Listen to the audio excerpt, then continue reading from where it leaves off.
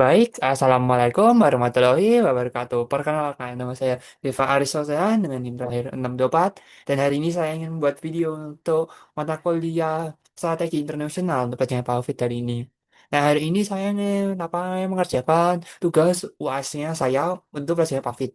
Dan untuk materi yang saya ambil, bukan materi, istilahnya perusahaan yang saya ambil untuk kasusnya Pak Hafid, saya mengambil bisnisnya Xbox. Jadi di sini saya akan menjelaskan tentang evolusi model bisnis Xbox dari produsen konsol menjadi ekosistem layanan.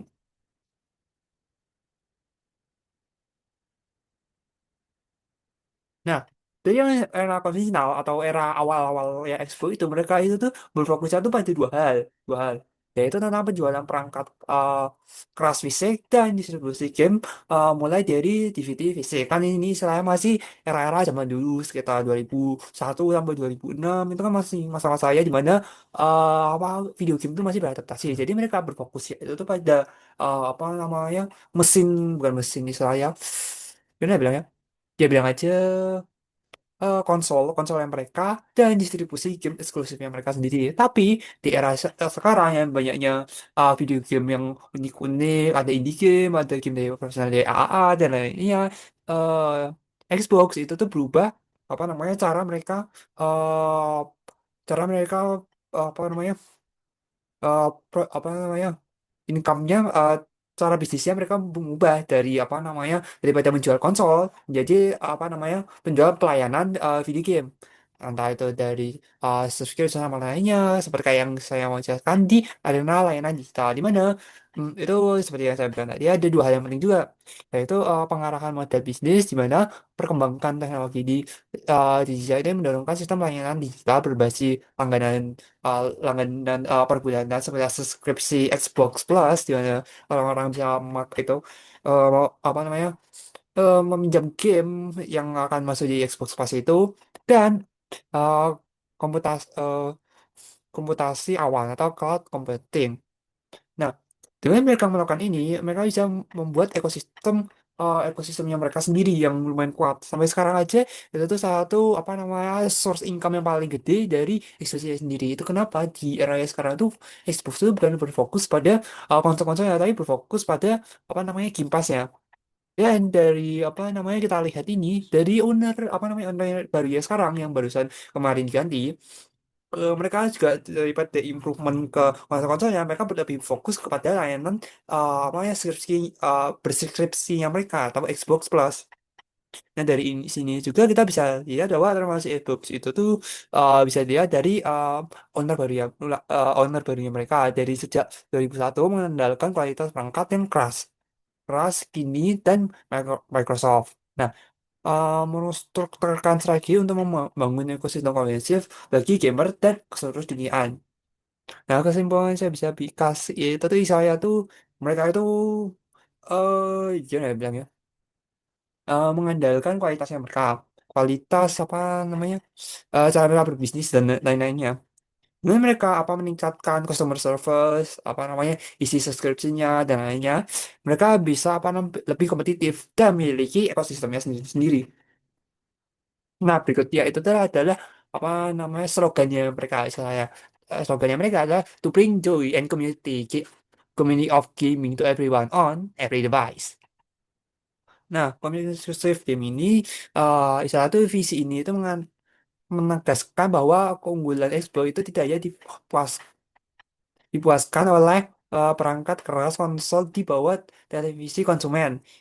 Nah, kini Expo itu berfokus menghindarkan pengalaman inklusif dan dapat diakses siapapun, kapanpun, di perangkat manapun, seperti kayak di PC, handphone, dan di komputer. Nah, Xbox itu karena awalnya, awalnya kan saja kan ya apa namanya konsol eksklusif, tapi di era yang sekarang di mana ada banyak kompetitor-kompetitor yang lebih bagus, mereka tuh berubah menjadi apa namanya multifungsional. Jadi mereka tuh berfokus ya, itu di mana apa game-gamenya mereka yang eksklusif di Xbox atau walaupun juga Xbox bisa dimainkan sama semua orang, dari handphone, HP dan lain-lainnya.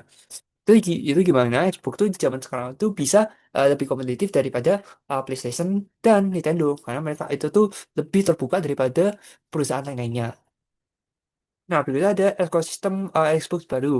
Nah, ekosistem Xbox ini udah memiliki tiga hal. Yang pertama itu ada teknologi cloud, di mana mereka tuh memanfaatkan infrastruktur Microsoft Azure yang masif untuk menjalankan Xbox Cloud Gaming, memaksakan kebutuhan hardware dan berspesifikasi tinggi. Yang kedua ada perilaku konsumen, preferensi modern yang menyesuaikan modern, maaf, preferensi modern yang menyesuaikan model pelanggan bulan tanpa batas seperti kayak apa namanya Spotify atau Netflix daripada pembelian rental satuan. Dan terakhir ada persaingan dan pemilikan IP soal IP. Nah, tekanan tekanan komunitas seperti kayak PlayStation, Xbox, atau Steam, serta respons strategi berupa akuisisi studio game raksasa seperti kayak Mojang, Bethesda, Bethesda, dan Activision Blizzard. Nah, hal ini yang bikin apa namanya Xbox itu bisa memiliki ekosistem yang lumayan kuat di zamannya sekarang. Dari makanya tiga hal ini, Xbox itu udah cara tuh membangun apa namanya ekosistemnya dari mulai sampai sekarang itu masih berjalan secara lancar. Nah, berikutnya adalah bisnis model Jermusa Canvas atau evolusi strategi mereka. Nah, dari bisa dilihat dari sini apa namanya perbedaannya dari zaman dulu sama zaman sekarang seperti kayak di consumer segmen ya dulu tuh game ya tuh lebih apa namanya konsol eksklusif tapi sekarang itu tuh Xbox tuh lebih multi platform dan dari visual proportion proporsinya tuh performance konsolnya tinggi dan gaming eksklusif dan memiliki game eksklusif fisik yang lumayan banyak. Sedangkan sekarang itu memiliki akses ratusan game instan berkualitas tinggi via satu paket layanan. Jadi itu dari channel dan sistemnya, zaman dulu itu tuh Xbox itu tuh lebih berfokus pada toko uh, rental fisik dan hubungan transaksional.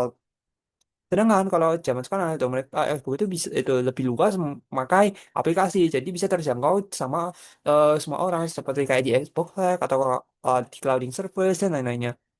Nah, habis itu di revenue streamnya dulu itu tuh Xbox itu tuh revenue-nya tuh terdapat dari penjualan konsol dan disk game secara fisik atau one time purchase. Tapi di zaman sekarang apa namanya Xbox itu seperti yang saya tadi bilang itu tuh lebih fokus pada Xbox Game Pass, digital market dan microtransaction dari berbagai jenis-jenis game.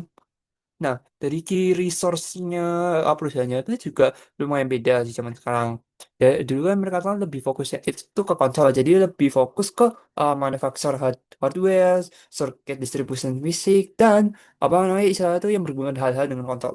Sedangkan sekarang tuh Xbox itu tidak perlu menyediakan itu karena konsumen itu sudah memiliki barang-barang ini sendiri dan karena mereka apa namanya istilah apa game-game yang mereka sekarang multi platform, sekarang itu tuh bisa membuka eh, membuka apa namanya banyak-banyak game untuk semua orang. Nah, maka mereka tuh lebih fokus daripada ke perangkatnya, lebih fokus ke apa service-nya mereka sendiri dari infrastruktur cloud Azure, IP studio internal dan manajemen konten-kontennya mereka.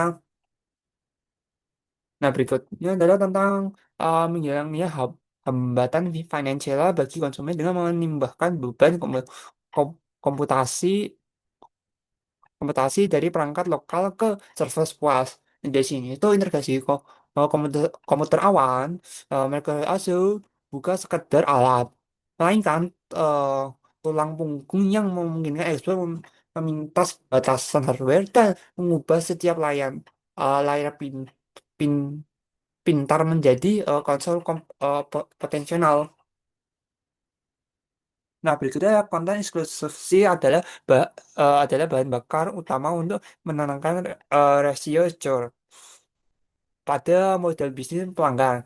Nah, ini tuh biasanya diutamakan menyaingkan apa namanya ini tuh gimana Xbox itu tuh bisa menyaingi apa namanya komentar-komentar lain seperti kayak Xbox sama bukan Xbox apa namanya apa bisa menyaingi kayak PlayStation atau Nintendo dengan mereka memiliki title yang mereka sendiri seperti kayak seperti kayak Minecraft, Fallout, Elden Ring dan Call of Duty.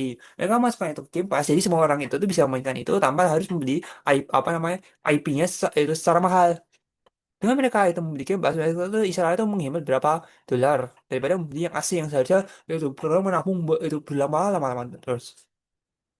Nah, hmm, dan berikutnya adalah apa namanya salah satu stabilitas model bisnis barunya. Nah dari apa namanya model bisnis barunya ini pengarahan dari penjualan produk fisik atau one time purchase ke sistem pelanggan ekosistem atau recurring revenue menghindari aliran dana yang jauh lebih stabil, tahan krisis dan berskala tinggi.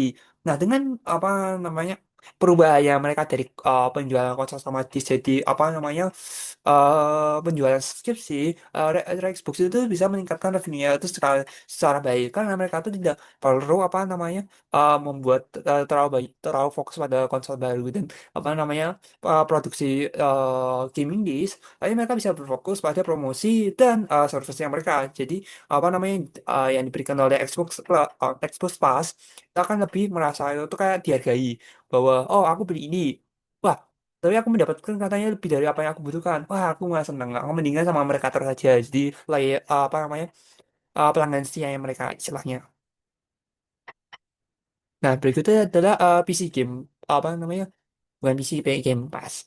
Apa namanya? Uji kasus atau ekosistem di Indonesia. Nah, PC gaming sebagai ber, berbang, gerbang penetrasi di Indonesia itu tuh udah main gede antara itu dari mendorong monopoli secara reseller pasar konsol fisik Indonesia didominasi oleh PlayStation, strategi layanan digital membuka peluang eksponensial yang baru dan penetrasi harga lokal dengan harga game PC Game Pass yang sangat bersaing berhasil menarik minat jutaan pengguna Windows di Indonesia. Daerah ya ada kesiapan infrastruktur atau meningkatkan kualitas internet menjaminkan potensi integrasi Xbox Cloud Gaming di masa depan.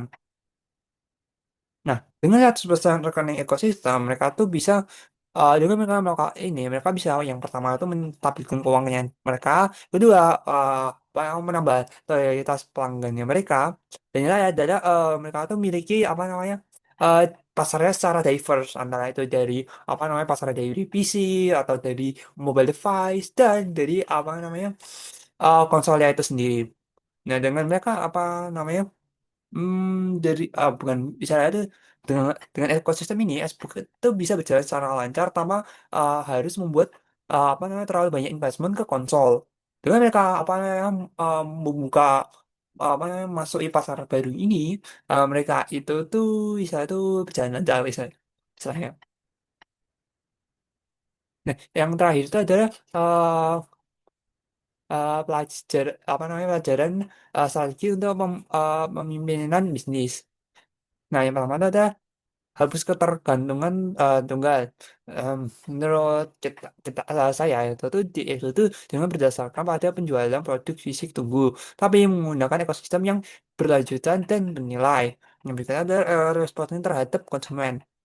Nah, keseluruhan model bisnisnya secara adaptif demi mengikuti perubahan perilaku dan preferensi pasar yang diminat. Tapi itu strategi yang ketiga adalah investasi sebagai senjata. Manfaatkan keunggulan teknologi dan bukan untuk menumbuhkan keunggulan bersaing yang ter, tertem, tak tertembus. Yang berikut adalah investasi pada aset internalnya mereka dengan akuisisi dan penguasaan IP eh, penguasaan IP eh, strategi strategi adalah kunci utama untuk mempertahankan portofolio dalam mempersaingkan per skala global. Nah, mungkin itu saja dari apa namanya video saya ini mungkin mohon maaf kalau misalkan tadi ada kesalahan Pak sama namanya saya coba menyampaikan beberapa informasi mungkin saya agak starter dikit atau salah bidang. Hmm, tapi mungkin itu aja untuk apa namanya video apa namanya uasnya saya. Terima kasih untuk apa namanya mendengarkan apa namanya bukan saya presentasi ya presentasi saya. Baik, Assalamualaikum warahmatullahi wabarakatuh. Dadah.